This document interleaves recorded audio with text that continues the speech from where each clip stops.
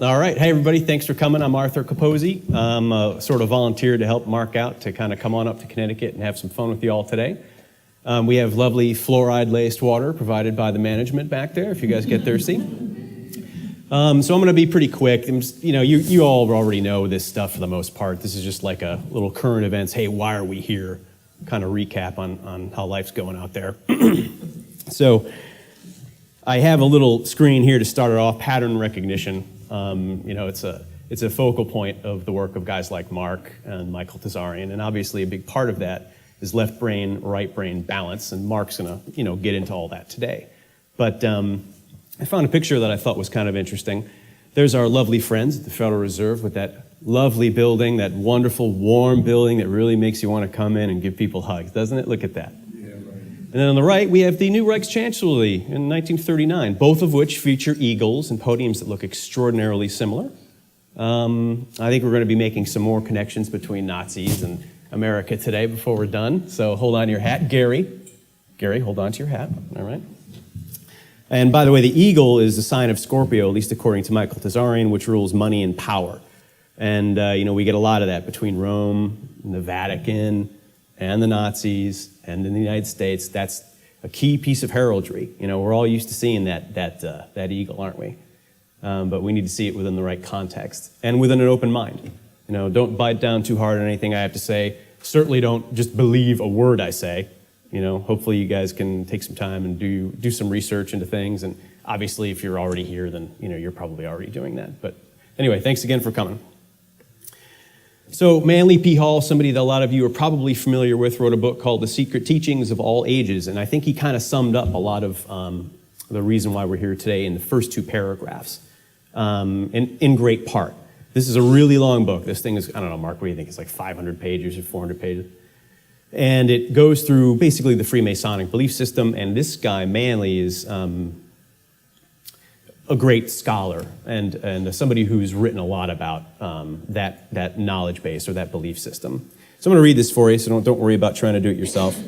When confronted with a problem involving the use of reasoning faculties, individuals of strong intellect keep their poise and seek to reach a solution by obtaining facts bearing upon the question. Those of immature mentality, on the other hand, when similarly confronted, are overwhelmed. While the former may be qualified to solve the riddle of their own destiny, the latter must be led like a flock of sheep and taught in simple language. They depend almost entirely upon the ministrations of the shepherd. The Apostle Paul said that these little ones must be fed with milk, but that meat is the food of strong men. Thoughtlessness is synonymous with childishness, while thoughtfulness is symbolic of maturity. So, are we thinking these days? Because you have a PhD, are you thinking? What's going on around you? What's the thought process behind this? Let's keep going. There are, however, but few mature minds in the world, and thus it was that the philosophic religious doctrines of the pagans were divided to meet the needs of the two fundamental groups of human intellect, one philosophic, the other incapable of appreciating the deeper mysteries of life. To the discerning few were revealed the esoteric or spiritual teachings, while the unqualified many received only the literal or exoteric interpretations. In order to make simple the great truths of nature and the abstract principles of natural law, the vital forces of the universe were personified, becoming the gods and goddesses of the ancient myths, while the ignorant multitudes brought their offerings to the altar of Priapus and Pan, deities representing the procreative energies. The wise recognized in these marble statues only symbolic concretions of great abstract truths. So it seems to be that the prevailing thought process among the Freemasons is that there's going to be an initiated or a high priest class, and then there's going to be everybody else. And I think the question is, what do they know and what could they share with us? And bearing also in mind that this is a concept that goes back, like, as you can tell by the use of language here, thousands of years. So you've got the Bacchic tradition. Give me a couple more, Mark. The Druids. They've all got this structure where you've got the masses, then you've got the initiate, and then you've got the chance to get up to the highest level. But ultimately, that's a pyramid structure, right? Yeah.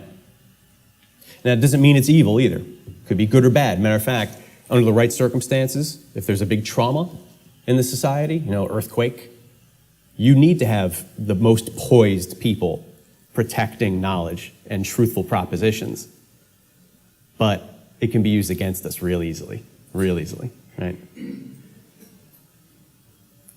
So just switching gears a little bit, consensus trance and cognitive dissonance. These are the two big things we're worrying about these days, I think. With consensus trance, we have Charles Tart, who is ultimately relaying an ancient problem, like all our philosophers today, or of the last century, and all our psychologists over the last century, have wrestled with this issue of what is it that drives the consensus? Why is it that everybody thinks the same way about stuff? When in fact, so many of them, as intelligent as they are, aren't really taking responsibility to study the facts. In other words, if it happens on TV, they say it happened on TV, but it didn't really happen, it happened. That's right. So how'd that happen? Right? Well, you don't understand. You don't understand scientific method. Or it's like, no, mate. You're a PhD and you never read the 9/11 Commission report and you're going to stick scientific method in my face? No, you're not. Sorry. And I get that from multiple PhDs. And of course, cognitive dissonance, just to remind you guys what that is. Basically, it's holding contradictory propositions simultaneously, right? So let's see what other people have had to, think about when they're wrestling with this. Waking up from the trance, this is Yuri Lina from his book, Architects of Deception.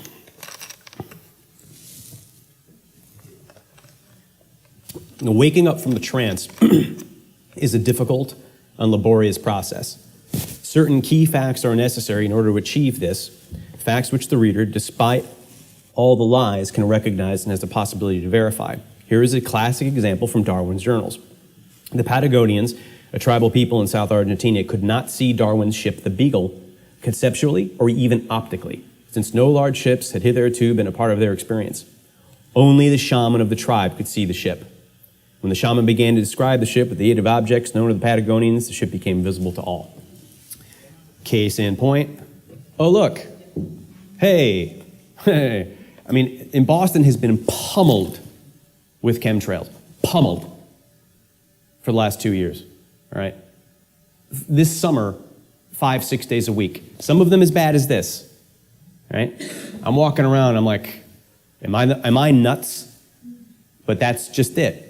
The closer you look at a truthful proposition in a world based on lies, the more you'll start questioning your own sanity.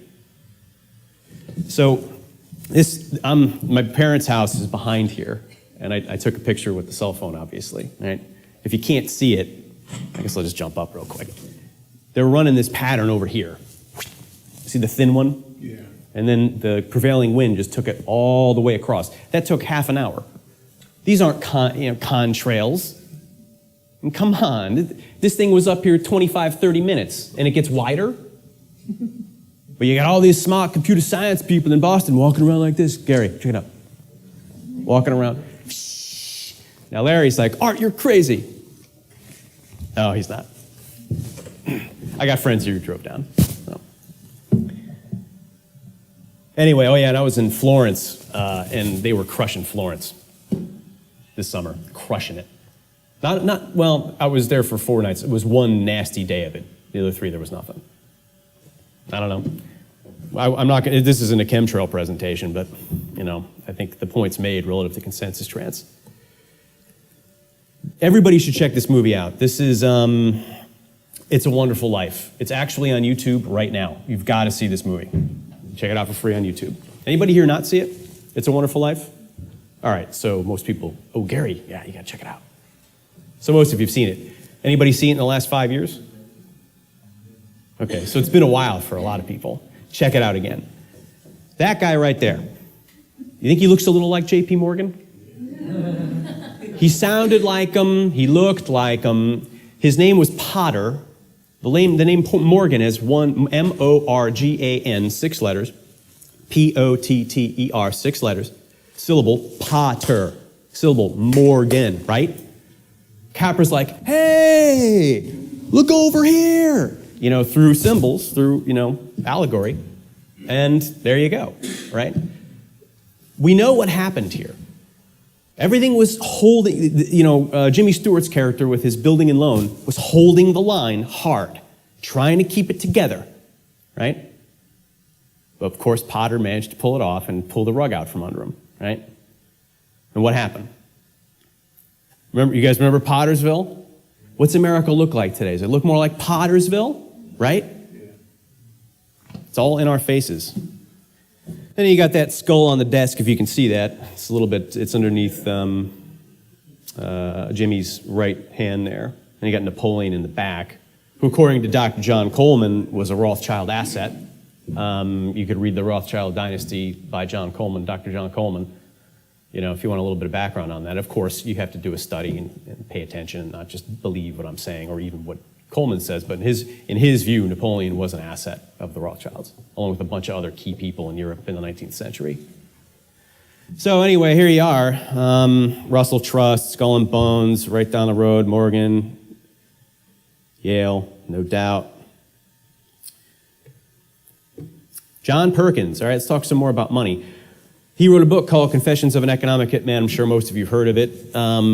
First, I was to justify huge international loans that would funnel money back to Maine, his company, and other U.S. companies such as Bechtel, Halliburton, Stone, Webster, Brown, and Root, through massive engineering and construction projects. Second, I would work to bankrupt the countries that received those loans after they had paid Maine and the U.S. contractors, of course, so that they would be forever beholden to their creditors, and so they would present easy targets when we needed favors, including military bases, UN votes, access to oil, and other natural resources. That's the game.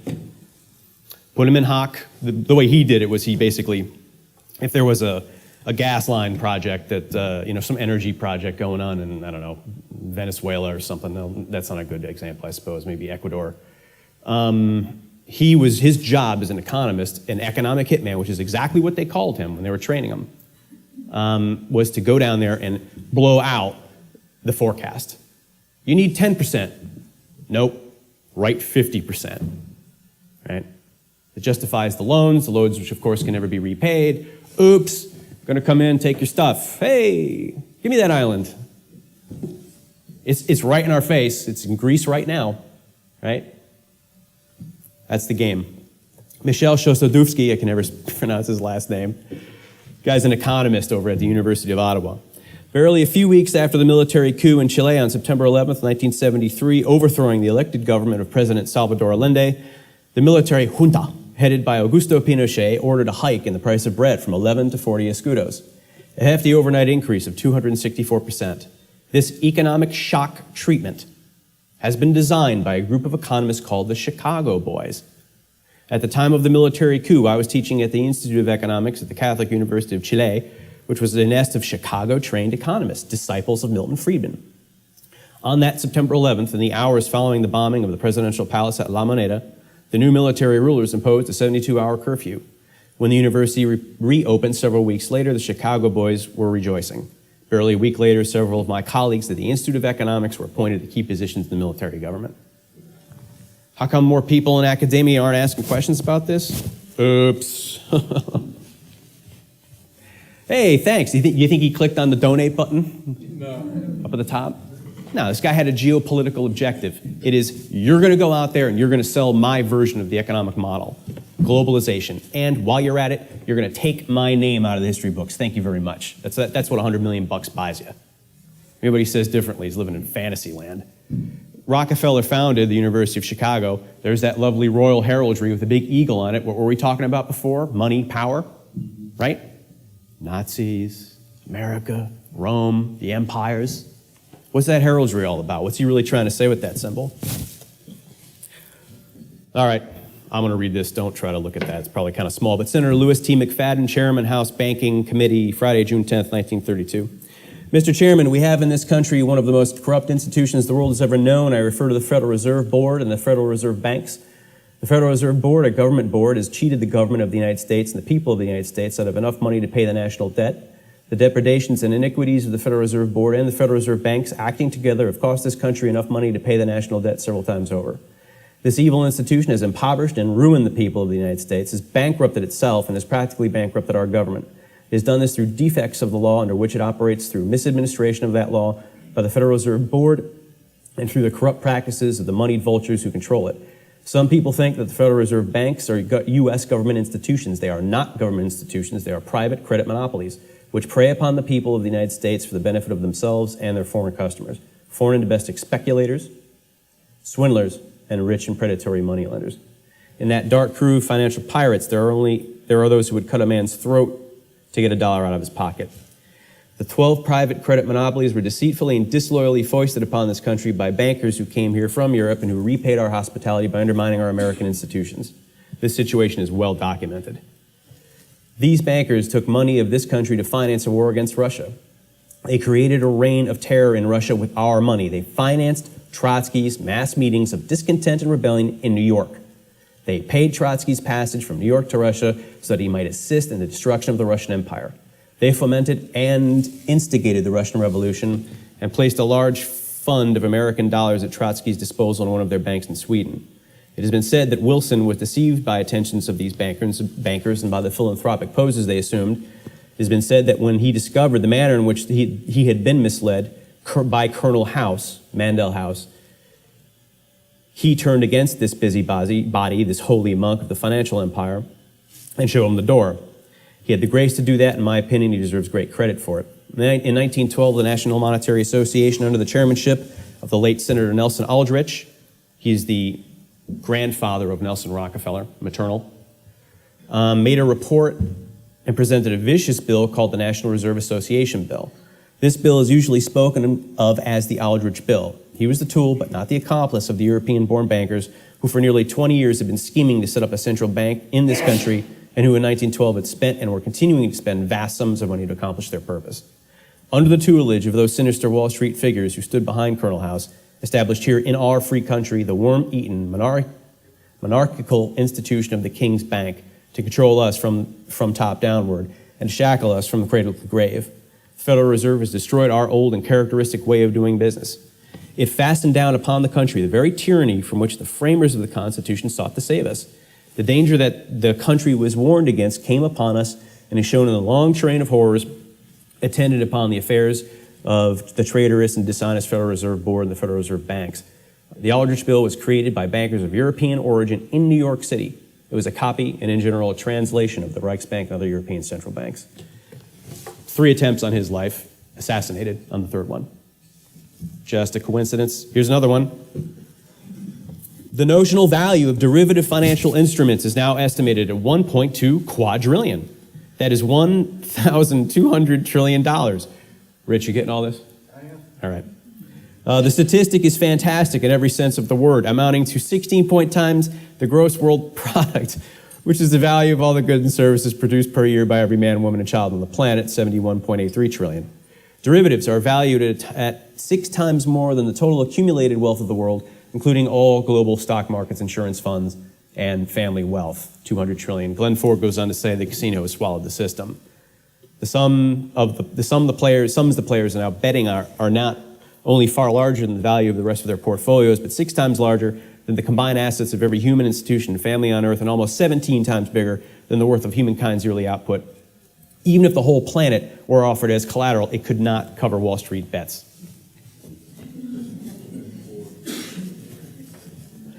Why don't I just go up there and start doing that? Because that makes more sense. It's total bullshit. Alfred Owen Crozier seemed to have encapsulated it pretty nicely with this cartoon. Sorry, I might know it. 1912. So they were debating this in debating. And what a scam that debate was. What a false debate that debate was. There was the Aldrich Bill and the Federal Reserve Bill, and a couple of the presidents and a couple of the senators are going around saying, oh, the Aldrich Bill is evil. Oh, look at it. It's going to create a central bank, and it's going to put power in the hands of the money vultures. They wrote the Federal Reserve Bill. It's almost the same thing as the Aldrich Bill. What you need is the Federal Reserve Bill. See? Federal, Reserve, total misdirection. This is, this is chess, not checkers.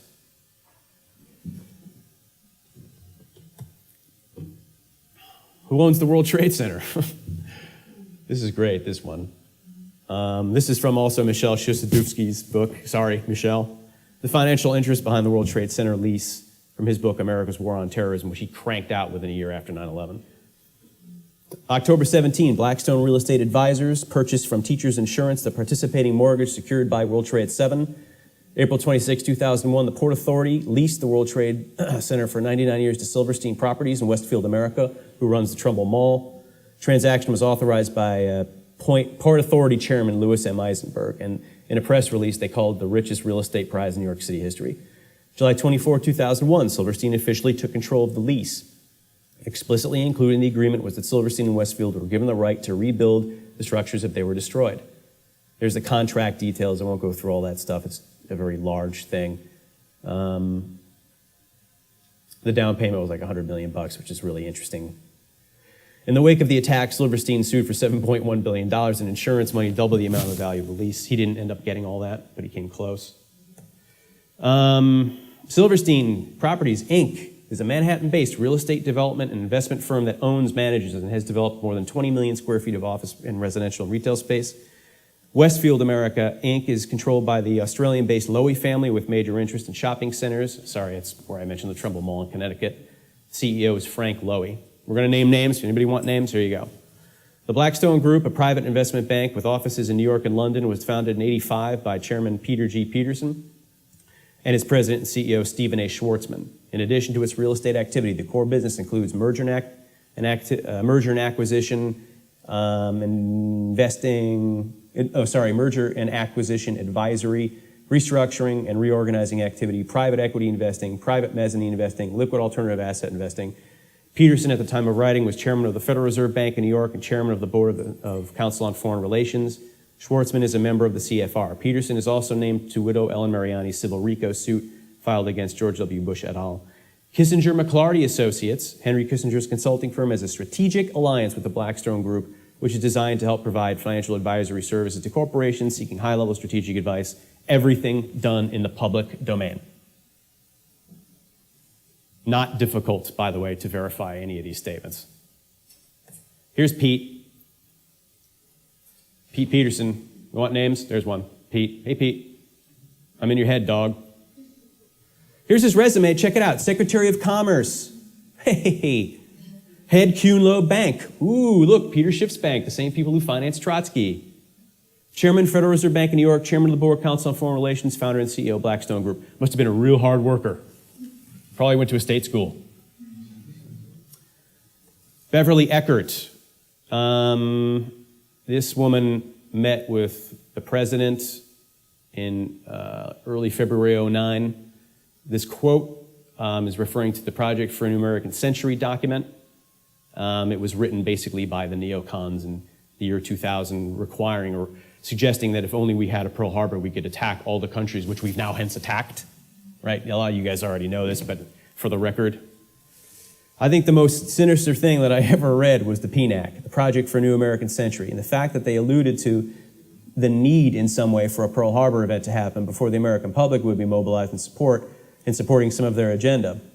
That's a very frightening thing to say and to hear, and to know that these people who are in the current administration, I think that it's something that they need to explain. I think everybody who participated in that at a high level in PNAC needs to be called by their commission and asked to explain their line of thinking and their expectations, given the suggestion that this would be a good thing.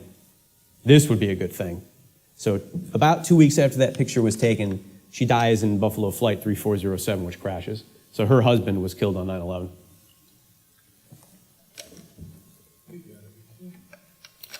Dr. Jose Delgado. This is someone who you really want whispering sweet nothings in your ears in the evenings, ladies. Operated at Yale, New Haven for 20 years, from 1950 to 1970. Sorry, not Yale, New Haven, Yale University. The new knowledge is so important that I think it should radically change the philosophy of our educational system, which believes in the sanctity of individuals. Thinking that an individual exists at birth, this belief is not true. And this science is going to prove the fallacy of democracy in the sense that we talk about the rights of the individual. The democratic belief is not true because we are forming this individual, because we are constructing his brain. We are willy-nilly making differences we either desire or dislike. Delgado, in a research paper quoted by the great Jim Keith, everybody check out the book Mass Control.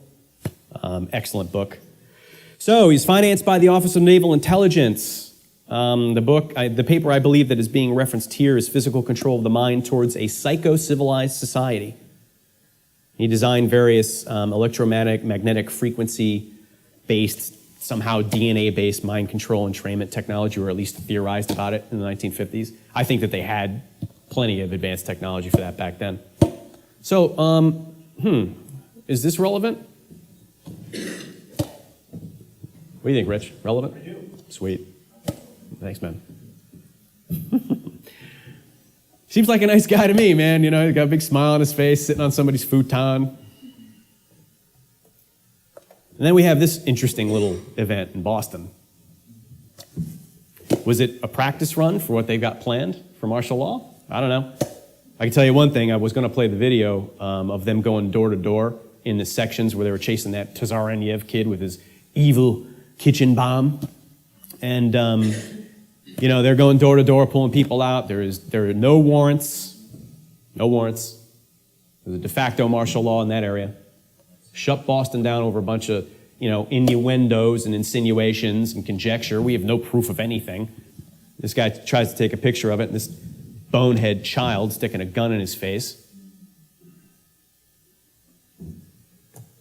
Okay, I'm going to get going and wrap this thing up. Wall Street builds the Nazi cartels. IG Farben and VS stands for something like Vereinigt Stellwerk. I can't pronounce it right. To make a long story short, read Sutton. All right, this is quoted from Wall Street and the Rise of Hitler. Between 1924 and 31, under the Dawes Plan and Young Plan, Germany paid out to the Allies about 36 million marks in reparations. At the same time, Germany borrowed abroad, mainly in the U.S., about 33 billion marks, thus making a net German payout of only 3 billion marks for reparations. Consequently, the burden of German monetary reparations to the Allies was actually carried by foreign subscribers to German bonds issued by Wall Street financial houses at significant profit to themselves, of course.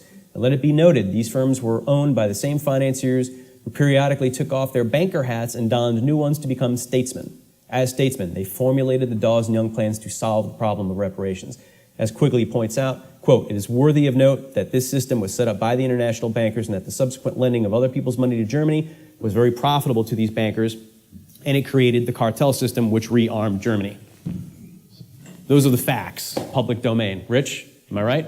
You've studied this. It created a bunch of multinational companies, so no matter who won the war, they could still survive. Yeah. And in my view, they had a geostrategic plan for Europe that goes from World War II, smash the place, to the Marshall Plan, to the European Economic Community, to the European Union, to the mess that we have today. All consolidation. That's the way these guys are thinking. Well, here's the director of American IG. Just a little coincidence, Paul M. Warburg, Federal Reserve Bank of New York. There he is, Bank of Manhattan, Paul M. Warburg. This is the American side of the IG Farben cartel board. On the other side was the German IG board, which just happened to have Max Warburg on it, his brother, the only German national who, after World War II, was not prosecuted at Nuremberg. They just kind of let him go. Go ahead, Max. Go ahead, here's the door. Have fun. Paul comes to America in 1907 to start the process of creating the Federal Reserve System. He's the architect of it, foreign national, right? Right around that time in 1907, J.P. Morgan just happens to cause a panic, which is difficult to fully prove, but he did it. So Warburg now gets everybody nervous. Morgan gets everybody nervous. They push through this bill. He's financed to the hilt. Aldrich is taking them all over the country. They're spending all kinds of money. Then he ends up 20 years later or so on the board of the cartel that just happens to rearm the Nazis. Awesome. That's great. So not to make everybody depressed, but, you know, be advised. You know, this is not a game. You know, this is Rosa Corey in her book Behind the Green Mask on UN Agenda 21. I'm sure you've all heard of it, but let's check out her quote. And again, you've got to study this for yourself. Don't believe me, don't believe her. Quote, "In a nutshell, the plan calls for governments to take control of all land use and not leave any of the decision-making in the hands of property owners. It is assumed that people are not good stewards of their land and the governments will do a better job if it is in control. Individual rights in general are to give way to the needs of communities as determined by a globalist governing body. Moreover, people should be rounded up off the land and packed into human settlements, or islands of human habitation as they are called in the UN Agenda 21 documents." close to the employment centers and transportation. Signed by our good buddy, George Bush Sr. in 1992 at the UN Earth Summit in Rio. It was not ratified by Congress. I think they call it a soft sort of law. They're implementing it. Every time you see sustainability in green at the municipal level, at the local town level, that's the backbone, UN Agenda 21. That is the backbone that's verifiable. It's time to start looking at this stuff. All right. Of course, they're so worried about the environment. Has anybody heard a word about Fukushima in the last 2.5 years? No. Right. All right, my main man, Mark Passio. He's going to rock it out, old school, for the next, what is it, 24 hours, Mark, you're going to go? None of you are allowed to leave, by the way. There are no bathroom breaks. I lied. You're going to be stuck here. Oh, yeah, you know what? I'll go through the agenda real quick. I mean, so Mark's going to jump up here in about 1 minute, run until 12. You guys can all go take a lunch break. Plenty of places to go, and we can probably help out with some recommendations, but there's a lot of nice Italian food in New Haven. And it's a college town, so there's bars everywhere. I mean, you're not going to have much trouble. So we'll come back here for about 1:15. Mark will kick it back up to 5. Of course, there'll be breaks. And then from 5 to 6:15, there'll be a dinner break. And then for those of you who'd like to come back, we'll do a closing section, a little Q&A. I guess, that'll wrap it up. I think we're going to end between 8 and 9. Probably closer to 8, but let's see how it goes. Anyway, Mark, you're going to hear enough from him today, so I'm not going to say much more about him. Great guy. I had dinner with him last night. Lots of fun. And, you all know his work, at least somewhat. Michael Tazarian. This man is an animal. Animal. Mark, as brilliant as he is, it's like, oh, even bigger. Even Mark will tell you, the guy's an animal.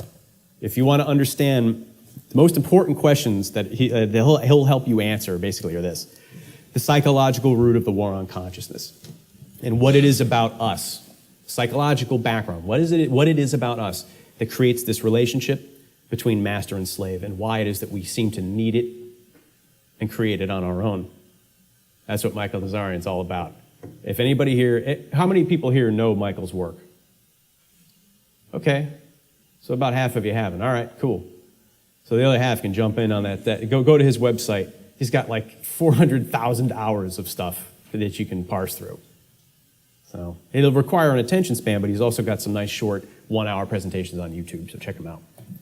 All right. Thank you very much.